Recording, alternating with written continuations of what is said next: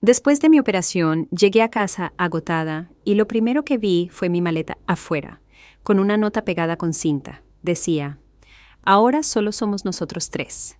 Busca otro lugar donde quedarte. Atentamente, tu nuera. Sin pensarlo 2 veces, llamé al banco y bloqueé mis tarjetas. Qué bueno que estás aquí. Sigue mi historia hasta el final y déjame un comentario para saber desde qué ciudad me lees y hasta dónde ha llegado mi voz. Mis manos temblaban mientras leía la nota una y otra vez, deseando que las palabras se acomodaran de una forma menos cruel. El sol de la tarde caía fuerte sobre mi cuerpo cansado mientras me quedaba ahí, todavía con la bata del hospital, mirando la casa que durante 3 años había sido mi hogar. Toqué la puerta, claro que lo hice. Toqué hasta que me dolieron los nudillos, repitiendo el nombre de Ricardo una y otra vez. Mi hijo, mi único hijo, a quien crié sola desde que su padre falleció cuando él tenía apenas 12 años. Pero la única respuesta fue el silencio, y la voz lejana de Brenda pidiéndoles a los niños que se callaran.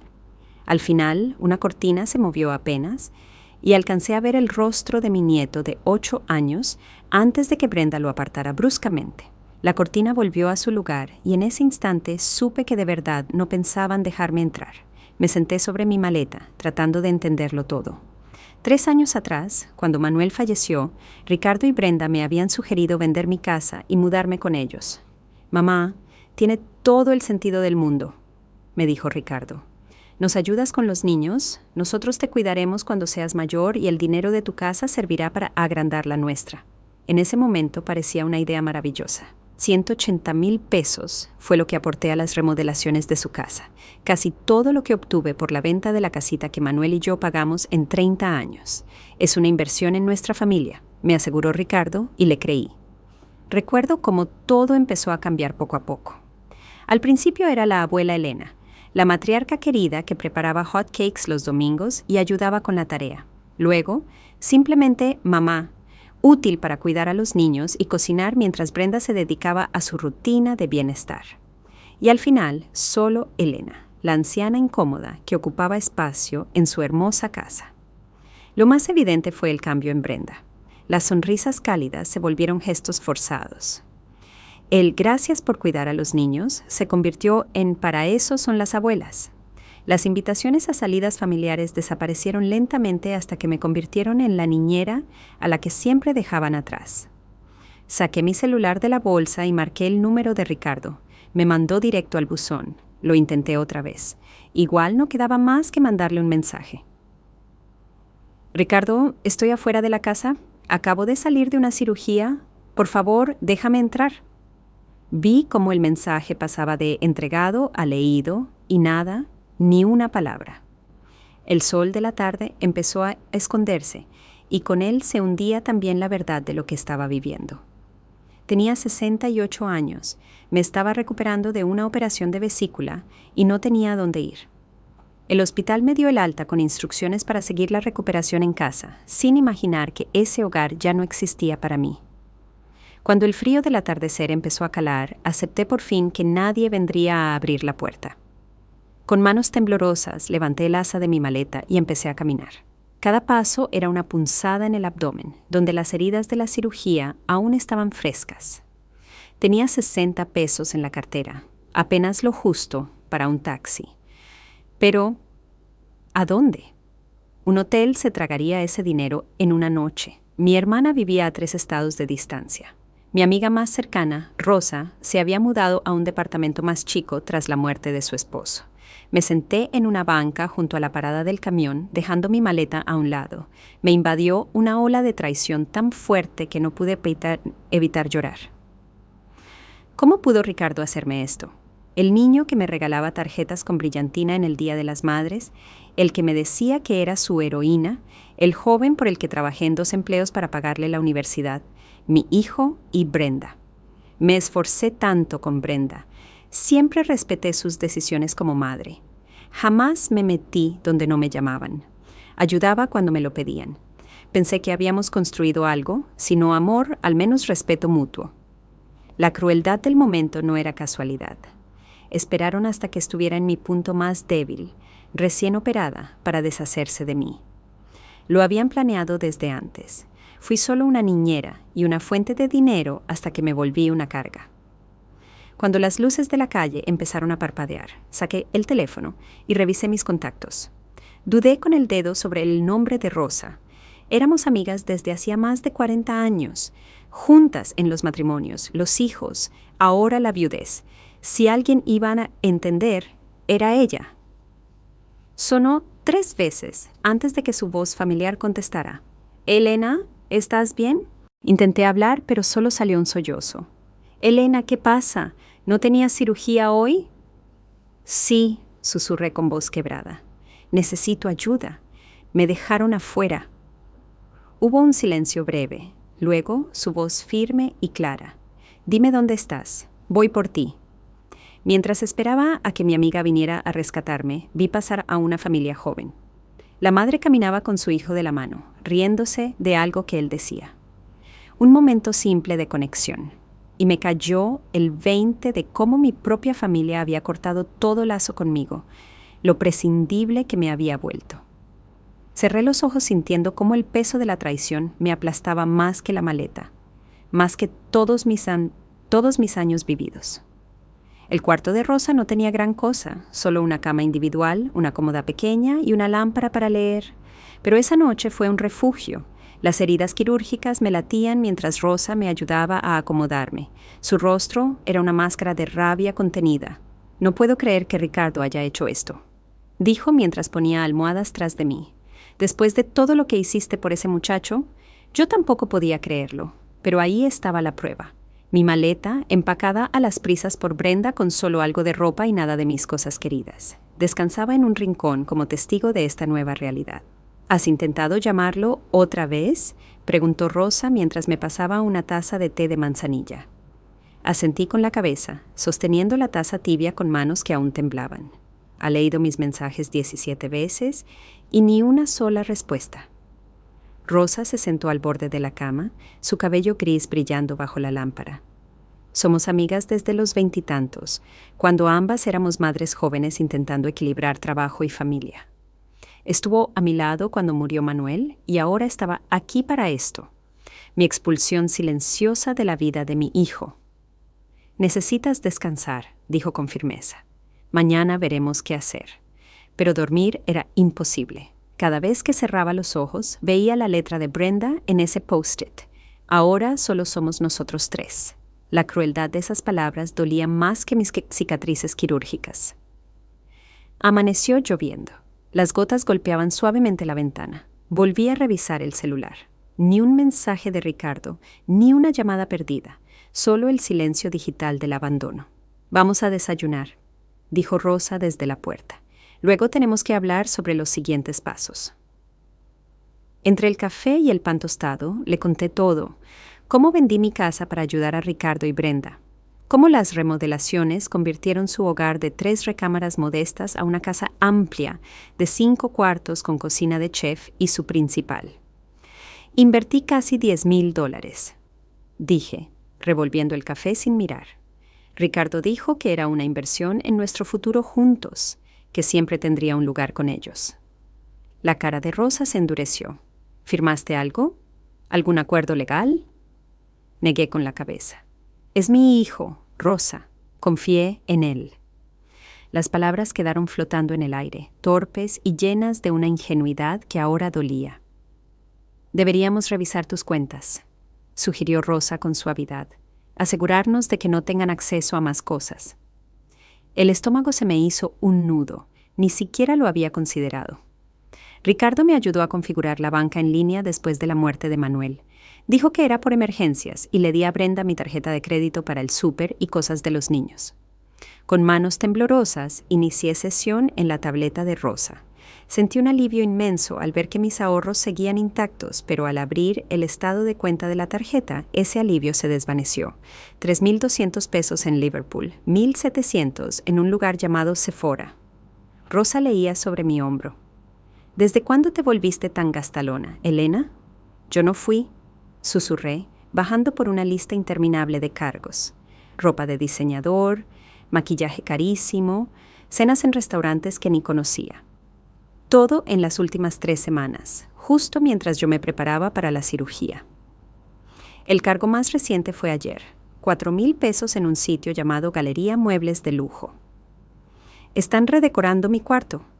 Lo entendí de golpe, las piezas encajando. Estaban planeando esto, esperando a que me fuera para reemplazar mis muebles. El rostro de Rosa se tiñó de rabia. Malagradecidos de... Necesito cancelar esas tarjetas. La interrumpí. Una calma extraña se apoderó de mí. Era la primera sensación clara que tenía desde que encontré mi maleta en la puerta. Necesitaba poner todo en pausa. Con la ayuda de Rosa llamé al banco. Sí quería reportar un mal uso de mis tarjetas. Sí quería disputar los cargos recientes y sí quería congelar todas mis tarjetas de crédito de inmediato. Señora, esto evitará que se aprueben nuevos cargos, advirtió el representante del banco. Bien, respondí con firmeza. Eso es exactamente lo que quiero. Después de colgar, me dejé caer en el sillón, agotada, pero con algo que no esperaba sentir, una chispa diminuta de poder. Quizás me habían tirado como si fuera basura vieja, pero aún podía decidir sobre algunas cosas. ¿Y ahora qué?, preguntó Rosa apretando mi mano. Necesito recuperar mis cosas, dije. Mis álbumes de fotos, el reloj de Manuel, la vajilla de mi mamá, todavía están en esa casa. Lo resolveremos, prometió Rosa. Pero primero tienes que sanar. Orden del médico. Tenía razón, por supuesto. Mi cuerpo necesitaba tiempo para recuperarse de la operación, pero al recostarme entre las almohadas, supe que mi corazón tardaría mucho más. Al día siguiente sonó el teléfono. El nombre de Ricardo apareció en la pantalla. Mi corazón dio un brinco. Tal vez había entrado en razón, tal vez llamaba para disculparse, para rogarme que volviera a casa. Contesté al segundo timbrazo. «¿Mamá?», dijo Ricardo. Su voz era tensa, controlada. No era la voz de un hijo arrepentido. Parece que hay un problema con tus tarjetas de crédito. Ni un «¿Cómo te sientes después de la operación?», ni un «lamento que te hayamos dejado afuera». Solo preocupación por las tarjetas. «Sí», dije sorprendida por la firmeza de mi propia voz. Las congelé. Silencio. Brenda estaba tratando de comprar comida para los niños, dijo con un tono cada vez más molesto. La tarjeta fue rechazada. ¿También estaba comprando comida en Liverpool y Galería Muebles de Lujo?, pregunté. ¿O eso era otra cosa? Otro silencio, más largo esta vez. Mamá, tú autorizaste a Brenda a usar esas tarjetas para emergencias y necesidades. Lo corregí, no para miles de pesos en quién sabe qué. Lo escuché inhalar fuerte. Mira, no tengo tiempo para esto ahora.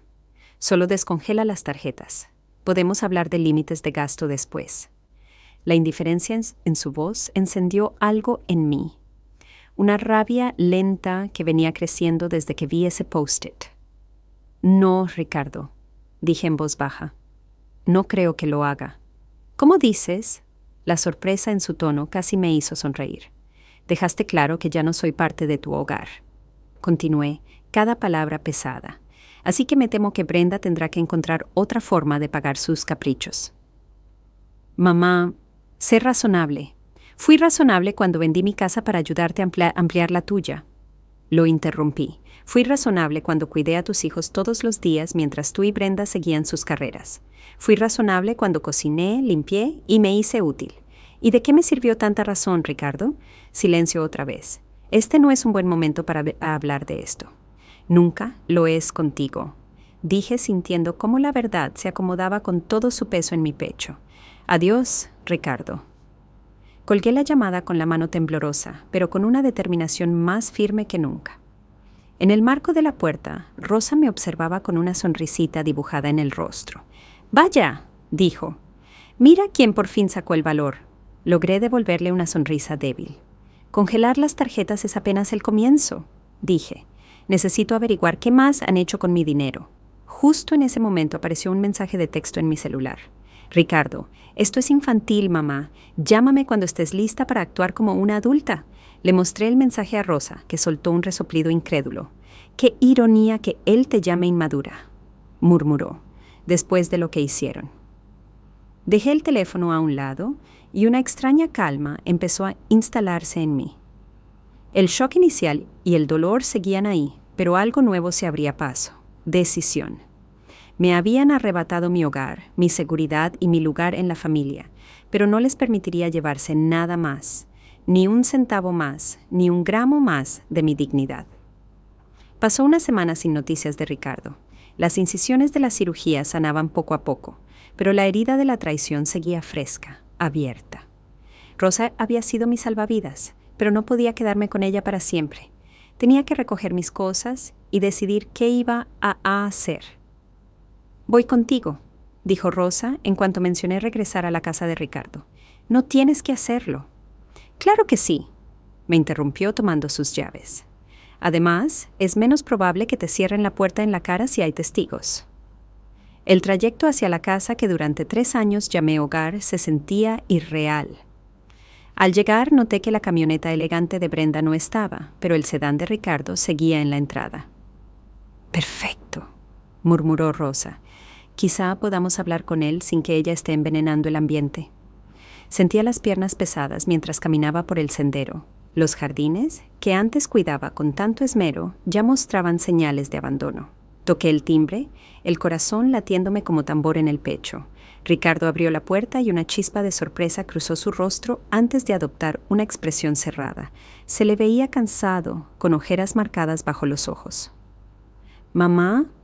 Miró a Rosa y luego de nuevo a mí. «No esperaba verte». «Obviamente», respondí, encontrando fuerza en la firme presencia de Rosa junto a mí. «Vine por mis cosas, mis pertenencias personales». Dudó por un segundo. Luego se hizo a un lado. «Brenda no está. Se llevó a los niños a casa de su mamá». La casa se veía distinta de alguna forma. Habían cambiado los muebles y un gran sofá modular moderno dominaba ahora la sala, probablemente comprado en Galería Muebles de Lujo. «Mis cosas están en el cuarto de visitas», dije comenzando a subir las escaleras. «En realidad», dijo Ricardo carraspeando, «movimos algunas cosas. Brenda usa ese cuarto como su oficina». Ahora un escalofrío me recorrió la espalda. «¿Y mis pertenencias?» «La mayoría están en cajas en el garaje», respondió sin mirarme a los ojos. «Brenda pensó que así te sería más fácil recogerlas». Rosa hizo un sonido de asco. «Qué atenta, ¿no?» Seguimos a Ricardo hasta el garaje, donde varias cajas de cartón estaban apiladas contra la pared. Me acerqué a ellas con cierto miedo. La primera caja tenía ropa doblada a las prisas. La segunda contenía libros y algunos artículos de tocador, pero mientras buscaba el resto de las cajas, un nudo empezó a apretarme la garganta. ¿Dónde están mis álbumes de fotos? ¿El reloj de Manuel? ¿Las joyas de mi madre? Ricardo se movió incómodo. «No lo sé. Brenda empacó todo». «Pues no están aquí», dije con la voz alzándose. «Y la vajilla de mi mamá, los recuerdos de familia...» «Mamá, tranquila». «No me digas que me tranquilice», solté, sorprendida hasta yo por la fuerza de mi rabia. «Esas cosas no se pueden reemplazar. Son mis recuerdos, mi historia». Rosa dio un paso al frente. «Ricardo, esto es inaceptable. Esas son pertenencias personales de Elena». Ricardo se pasó la mano por el cabello, luciendo más como un niño regañado que como un hombre adulto. «Hablaré con Brenda. Tal vez las puso en otro lado». «Quiero revisar arriba», insistí. Ahora dudó. Luego asintió con desgana. Me dirigí directo al ático, recordando que había guardado algunas cosas viejas allí. Mientras subía las escaleras, sonó el teléfono de Ricardo. Contestó en el pasillo de abajo, su voz apenas un susurro. El ático estaba polvoriento y oscuro, pero sabía exactamente dónde estaban mis baúles de almacenamiento. Para mi alivio, seguían allí intactos. Abrí el más grande y encontré mi álbum de bodas, las medallas militares de Manuel y varios álbumes de fotos familiares. Al menos esos recuerdos valiosos se habían salvado de la limpieza de Brenda. Mientras recogía lo que podía cargar, escuché la conversación de Ricardo flotando desde abajo. «No, simplemente apareció. Sí, con esa amiga suya. Sé lo que acordamos, pero ¿qué se supone que debía hacer? Sigue siendo mi madre». Hubo una pausa. «Brenda, eso no es justo. Acordamos esperar hasta después de vender la casa para decirle lo del asilo». «No, todavía no se lo he dicho. Acaba de salir de una cirugía. Por el amor de Dios, se me heló la sangre». «Asilo». Vender la casa, Me acerqué a las escaleras del ático forzando el oído. La agente de bienes raíces dijo que podríamos sacar al menos 650,000 con las remodelaciones. Sí, suficiente para pagar nuestras deudas y dar el enganche para la casa del lago.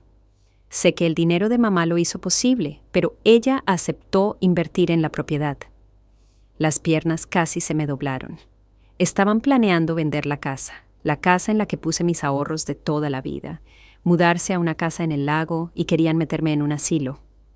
Debía hacer algún ruido porque Ricardo se quedó en silencio de golpe. «Tengo que colgar», dijo apresurado. «Puede que me haya escuchado».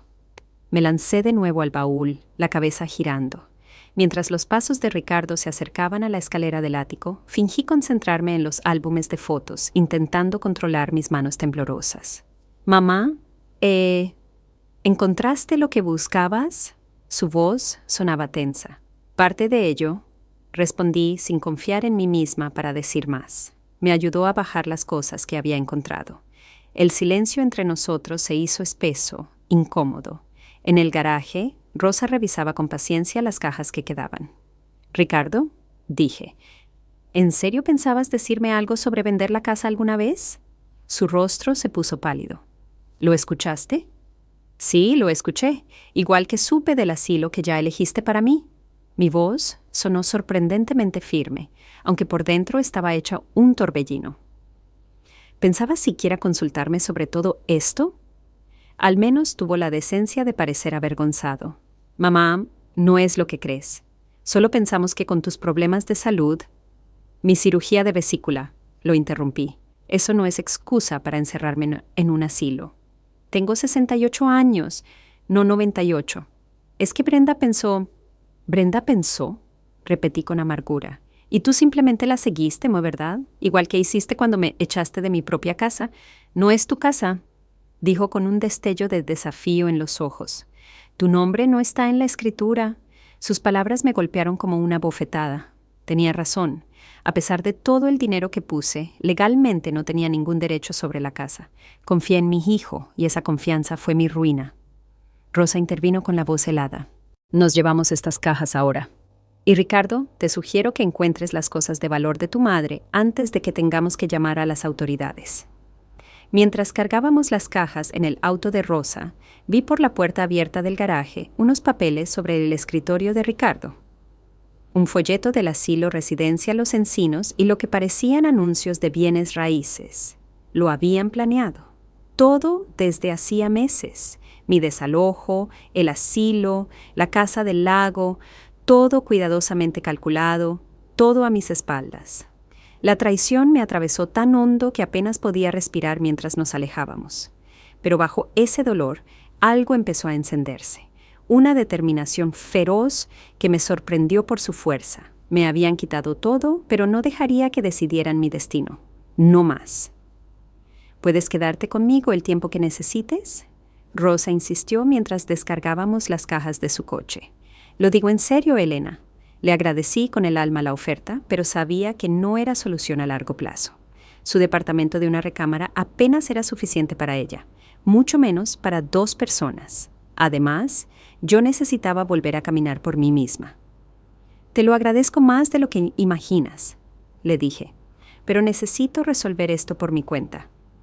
A la mañana siguiente pedí una cita en el banco. Mauricio Delgado había sido mi asesor financiero desde que Manuel murió, y su rostro mostró un verdadero asombro cuando le conté lo sucedido. «Lo siento mucho, Elena», dijo revisando mis cuentas. «La buena noticia es que tus depósitos de pensión y seguridad social siguen entrando regularmente, y tu cuenta de ahorros principal está intacta. ¿Y el dinero que invertí en la casa de Ricardo?». El rostro de Mauricio se endureció. «Sin un acuerdo formal legalmente se considera un regalo. Tal vez podamos intentar algo, pero será cuesta arriba». Asentí. Ya me lo esperaba.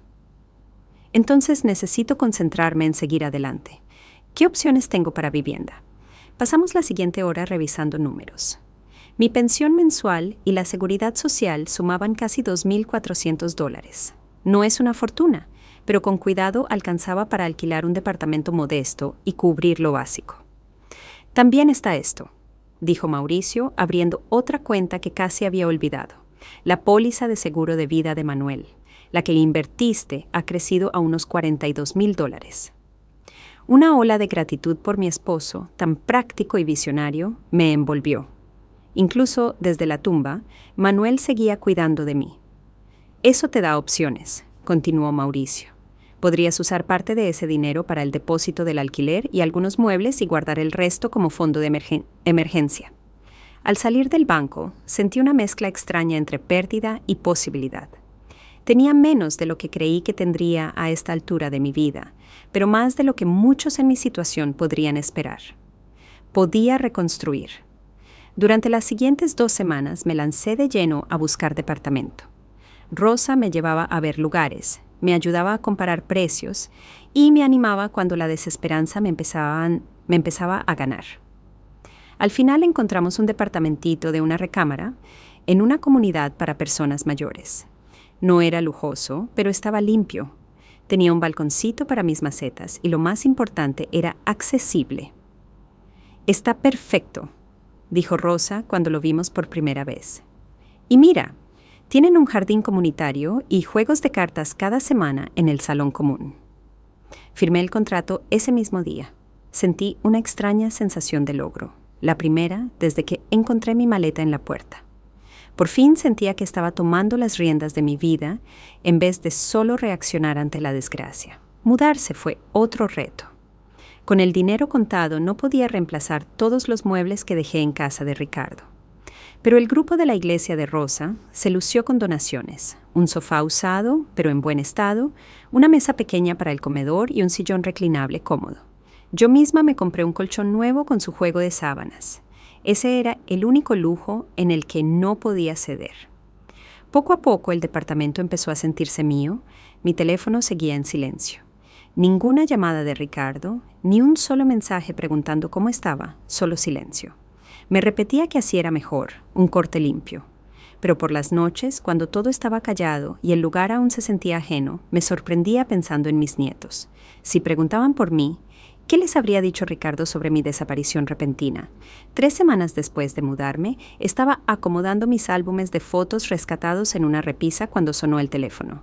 El nombre de Ricardo apareció en la pantalla. El corazón me dio un brinco. Una chispa traicionera de esperanza se encendió a pesar de todo. «Hola», contesté intentando mantener la voz neutra. «¿Mamá?» Su tono era puro trámite, sin una pizca de cariño. «Tenemos que hablar sobre tus tarjetas de crédito». Ni un «¿cómo estás?», ni un «lo siento», directo al tema del dinero. «¿Qué pasa con ellas?», pregunté, y esa chispa de esperanza se apagó tan rápido como había aparecido. «Siguen congeladas. Brenda necesita comprar cosas para los niños». «No», interrumpí, sorprendida de mi propia firmeza. «Esas tarjetas se quedan congeladas, Ricardo. Ahora vivo con un ingreso fijo y no puedo financiar los caprichos de Brenda».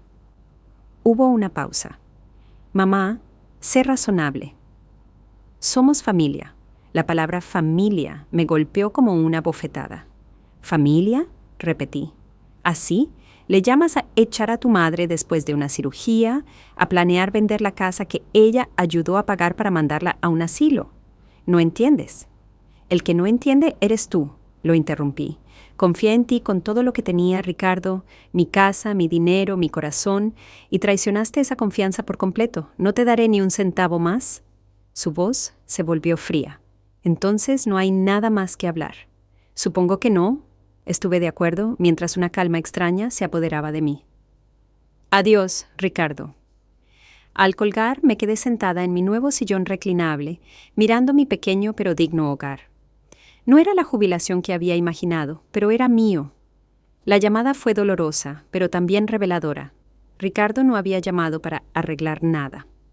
Llamó por dinero y nada más. Ese fin de semana encontré un volante en la sala común anunciando un grupo de apoyo para personas mayores. Las transiciones de la vida, encontrar un nuevo rumbo. Algo en eso me llamó la atención y el martes siguiente me vi entrando en un salón iluminado por el sol en el centro comunitario del barrio, donde 6 personas mayores estaban sentadas en círculo. Nelly, la coordinadora del grupo, me recibió con calidez. ¿Te gustaría presentarte y contarnos un poco por qué decidiste venir? Dudé un momento, pero luego empecé a hablar.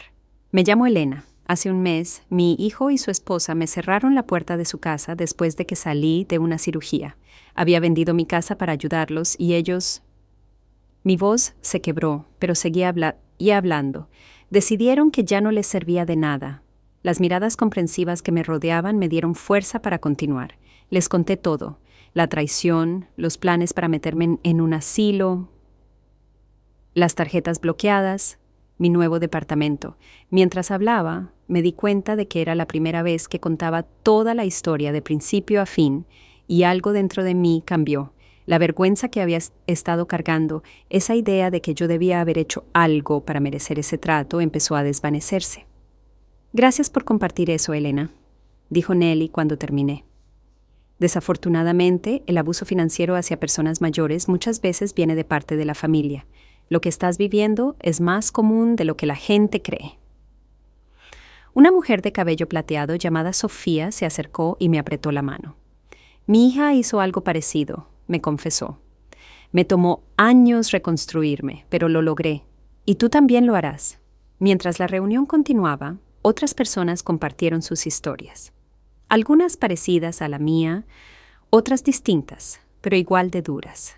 Para cuando hicimos una pausa para tomar café y galletas, sentí algo que no esperaba, un sentido de comunidad.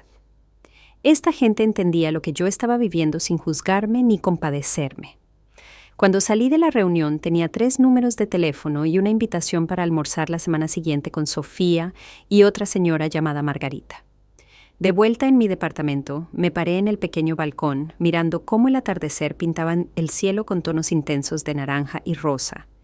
Por primera vez, me permití imaginar un futuro distinto al que había planeado. No uno peor, solo distinto. Un futuro donde yo tomara mis propias decisiones, formara nuevas amistades y aprendiera a confiar de nuevo con cautela y a mi ritmo. No sería fácil. El dolor por la traición de Ricardo seguía siendo profundo. Pero parada ahí, en la luz que se desvanecía, sentí algo nuevo despertando en mí, no solo la necesidad de sobrevivir, sino la posibilidad de florecer. Pasaron 6 meses. El otoño dio paso al invierno, y este se convirtió en una primavera suave. Mi pequeño departamento se había transformado en un verdadero hogar, decorado con fotos queridas y algunos objetos nuevos elegidos con cuidado. El grupo de apoyo se había vuelto esencial para mí, y Sofía y Margarita ahora eran amigas entrañables. Nos reuníamos cada semana para tomar café, jugar cartas o pasear por el parque cuando el clima lo permitía. Mi vida había adquirido un ritmo sereno hasta el día que recibí una carta inesperada de una agencia inmobiliaria. Felicitaciones por la venta de su propiedad, comenzaba, con una dirección que reconocí de inmediato, la casa de Ricardo. Mis manos temblaban mientras seguía leyendo. La carta iba dirigida a mí como copropietaria de la propiedad, informándome que la casa se había vendido por $685,000. Me quedé mirando el papel sin poder creerlo. Lo habían hecho. Realmente habían vendido la casa, esa en la que yo había invertido todos mis ahorros, y de alguna forma habían usado mi nombre en el proceso. Llamé a Rosa de inmediato. Vendieron la casa, le dije con la voz temblando, y de alguna manera me pusieron como parte de la venta. Eso es imposible, dijo Rosa. Tu nombre no aparece en la escritura. ¿Cómo pudieron hacer eso? Se detuvo. A menos que hayan falsificado algo. Elena, necesitas hablar con un abogado. Al día siguiente me senté frente a Laura Winters, una abogada especializada en derecho de personas mayores, recomendada por Sofía. Revisó la carta con el ceño cada vez más fruncido. Esto es preocupante, dijo. No podían vender legalmente la casa usando tu nombre como copropietaria, a menos que haya documentos con tu firma. ¿Firmaste algo relacionado con la casa? Me puse a pensar. Ricardo me hizo firmar unos papeles cuando recién me mudé.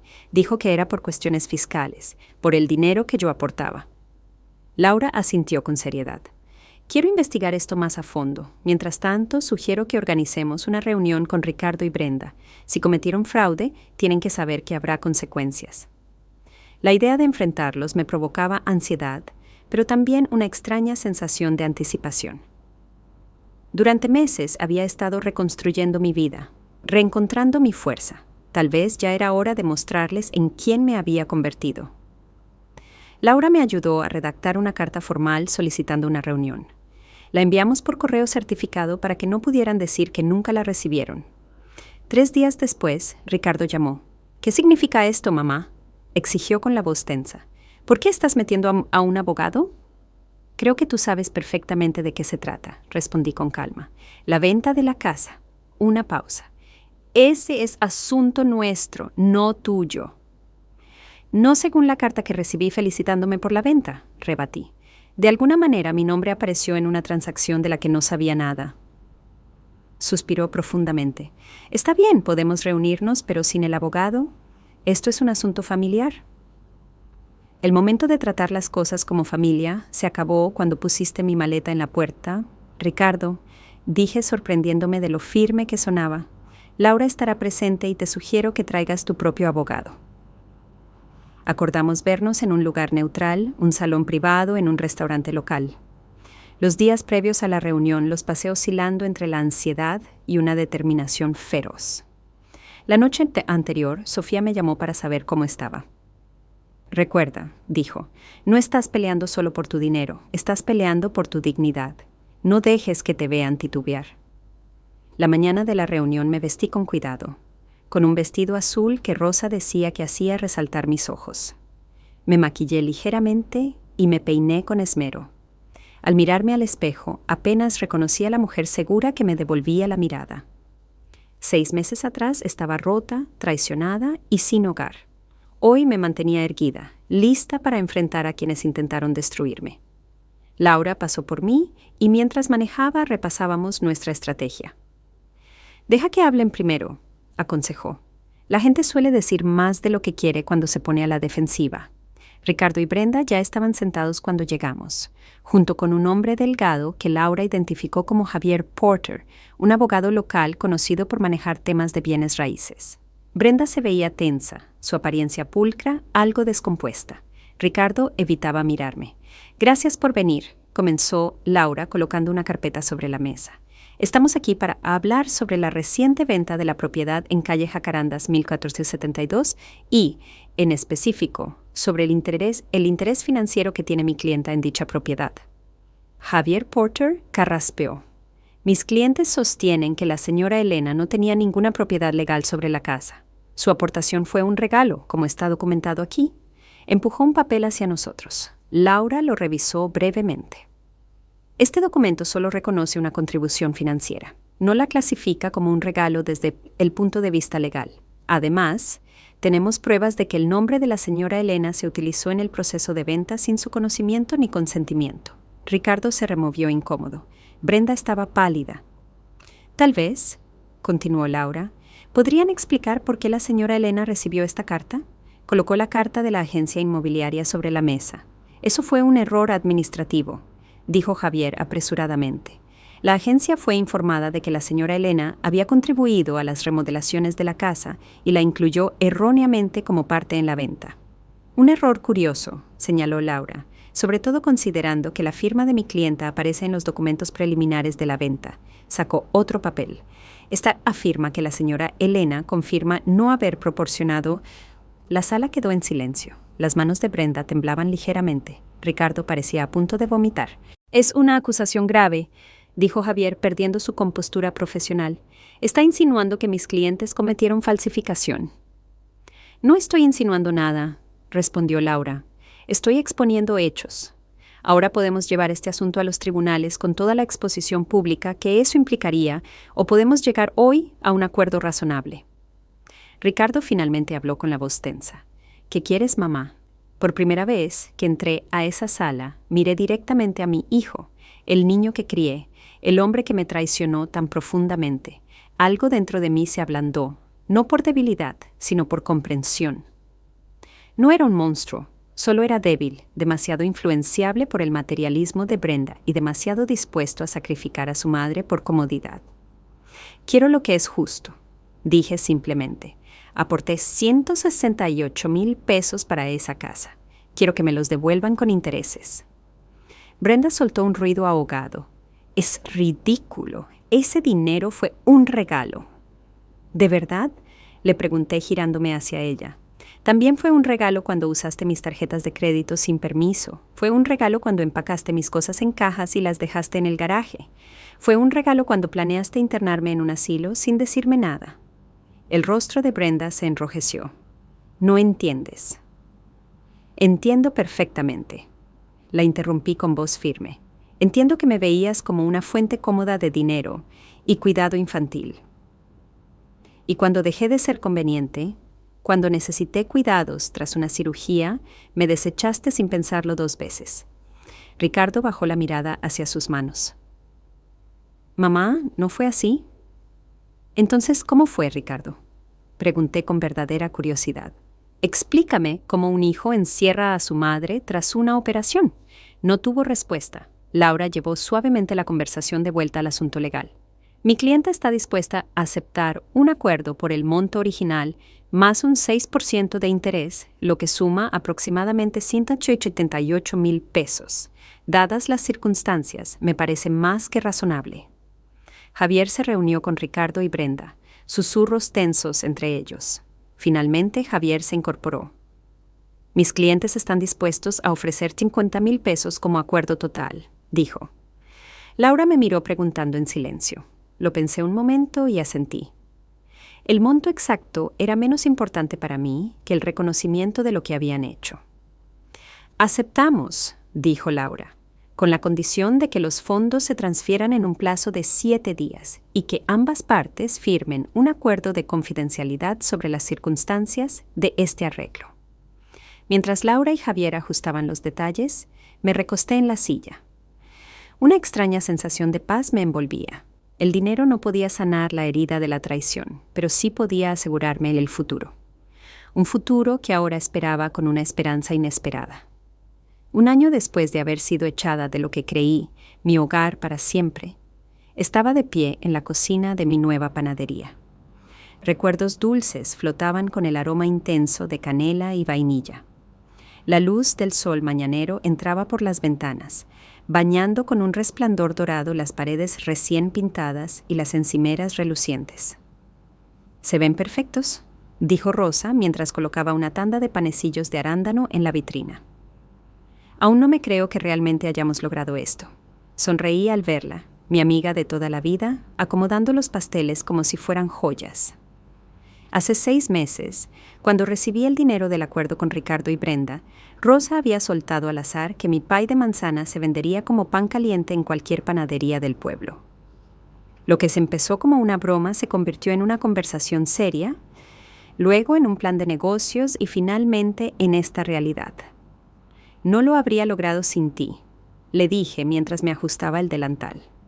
A mis 69 años jamás imaginé que abriría un negocio, pero aquí estaba. Copropietaria de una pequeña panadería encantadora, especializada en postres tradicionales caseros.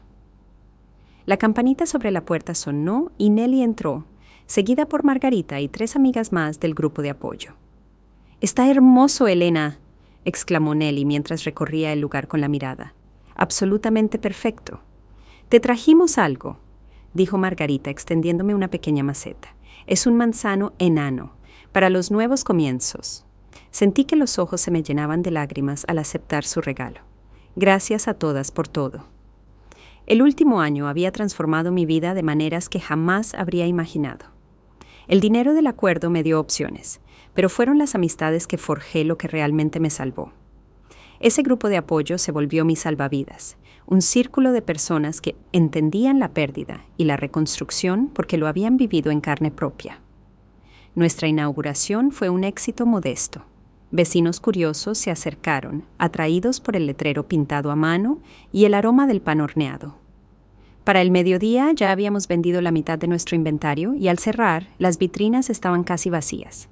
«Yo diría que eso es un triunfo», declaró Rosa mientras contábamos lo ganado en el día. «Quizá de verdad logremos que esto funcione». Asentí, demasiado cansada para hablar, pero con una satisfacción profunda que no sentía desde hacía años.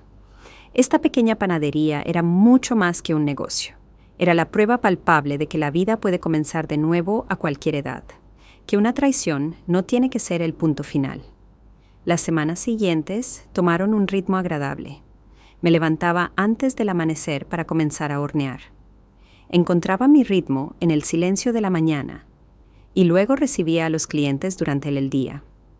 El trabajo era físicamente agotador, pero me daba propósito y los elogios frecuentes por mis postres alimentaban mi alma de una forma que no sabía que necesitaba. 3 meses después de abrir, una tarde tranquila de martes, sonó la campanita. Levanté la vista de una bandeja de tartaletas de limón y vi a Ricardo en la entrada, parado con torpeza. El corazón me dio un vuelco. No hablábamos desde la reunión del acuerdo. Verlo ahí, más delgado, con nuevas líneas en el rostro, desató en mí una tormenta de emociones. Amor, dolor, rabia y algo parecido a la compasión. «Mamá», dijo con una voz apenas más alta que la música suave que sonaba en la panadería. Me limpié las manos en el delantal. Ricardo, qué sorpresa. Se movió incómodo, echando un vistazo al lugar alegre. «Está bonito. La panadería te queda bien». «Gracias», respondí con tono neutro. «¿Qué te trae por aquí?» Respiró hondo. «Estoy en problemas, mamá». «Por supuesto que sí. ¿Por qué más habría venido después de tanto tiempo?» No era difícil adivinar. Su presencia no traía reconciliación ni redención. Era hambre, era necesidad. Y aunque una parte de mí lo supo desde el primer instante en que lo vi parado en la puerta de mi panadería, no pude evitar preguntarme si al menos le dolía. «¿Qué clase de problemas?», pregunté, aunque ya me lo imaginaba. Lo dije con una calma que no sentía, observando cada gesto, cada suspiro. «Económicos», admitió bajando la vista como si no pudiera sostener mi mirada. Su voz se rompía en pedazos, igual que su dignidad. Brenda se fue, se llevó a los niños a casa de su mamá allá en Tijuana. El dinero de la venta de la casa ya no está. No sé exactamente cómo. Brenda manejaba todo lo financiero.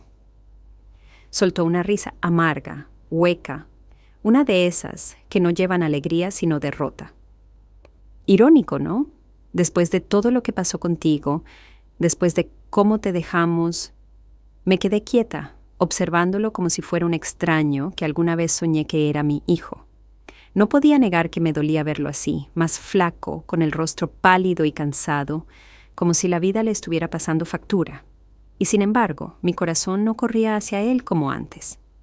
Mi instinto de madre ya no podía cubrirle las heridas con vendas tejidas de perdón. «Lamento escuchar eso», dije al fin, y para mi sorpresa era verdad, me dolía, sobre todo por los niños. «Debes extrañarlos mucho», asintió con los ojos vidriosos. «Sí, mucho. Estoy tratando de ver cómo recuperarlos, pero primero necesito...» Hizo una pausa tragando saliva, buscando las palabras. «Necesito volver a levantarme». Finalmente me miró a los ojos. Sus pupilas buscaban la ternura que alguna vez fue incondicional en mí. Tal vez esperaba encontrar a la mujer que siempre decía sí, incluso cuando decir no era lo más sano. «Sé que no tengo derecho a pedirte nada, no después de lo que hicimos, pero no sé a quién más acudir».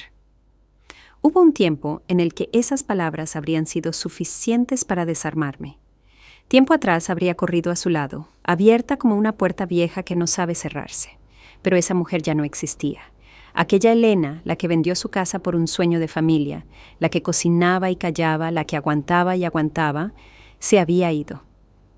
«¿Qué es exactamente lo que estás pidiendo, Ricardo?», pregunté con una firmeza que no era dureza, sino límite. Dudó, se removió, bajó la mirada otra vez. «Un préstamo», dijo al fin. «Solo hasta que pueda vender la casa del lago y encontrar algo más económico. Nada grande, solo lo necesario para salir del hoyo y empezar de nuevo». Ah, la casa del lago. La misma que habían soñado comprar con las ganancias de la casa que yo ayudé a remodelar.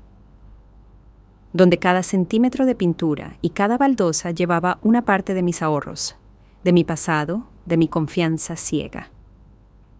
Sentí como la ironía me arañaba el pecho, pero respiré hondo. «No puedo hacer eso», respondí con suavidad, pero con una fuerza interna que me sorprendió incluso a mí.